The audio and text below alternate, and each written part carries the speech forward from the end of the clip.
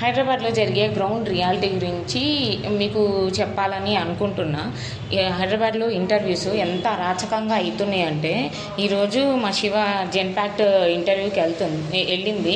Company name కూడా చెప్తున్నా, ఎందుకంటే వాళ్ళు ఆల్రెడీ నౌకరీలో జాబ్ డిస్క్రిప్షన్లో మెన్షన్ చేశారు కాబట్టి. 50 మంది వెళ్ళారంట ఇంటర్వ్యూకి. వెళ్ళిన ఎమ్మటే వాళ్ళు ఫస్ట్ అడిగిన ఒక్క క్వశ్చన్, మీకు హిందీ వచ్చా? హిందీ వచ్చిన వాళ్ళు మాత్రమే ఉండండి, హిందీ రాని వాళ్ళు వెళ్ళిపోండి అని చెప్పేసి అన్నారంట. ఆ దెబ్బకి వెళ్ళిన 50 మందితో సహా ప్రతి ఒక్కళ్ళు రిటర్న్ వచ్చేసారు. అంటే హిందీ వస్తేనే, అది కూడా non IT job, IT job కాదు. ఇక్కడ మా హాస్టల్లో 140 మంది ఉంటారు.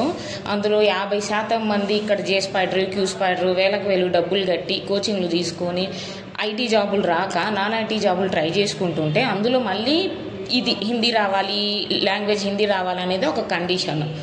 ఈ హిందీ రావాలని చెప్పేసే వస్తేనే ఇంటర్వ్యూ, అది కూడా ఫస్ట్ రౌండ్కి తీసుకుంటున్నారు.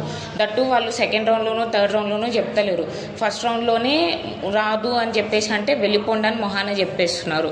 దీనికి నేను చెప్పేది ఏందనంటే, అందరూ చదువుకోండి అయ్యా, చదువుకోండి అని చెప్పి అంటారు కదా. సారీ హిందీ ఇంగ్లీష్ నేర్చుకోండి, మంచిగా నేర్చుకొని అప్పుడు హైదరాబాద్కి వచ్చి జాబులు చేయండి. లేకపోతే ఇంకా తెలిసిందే కదా.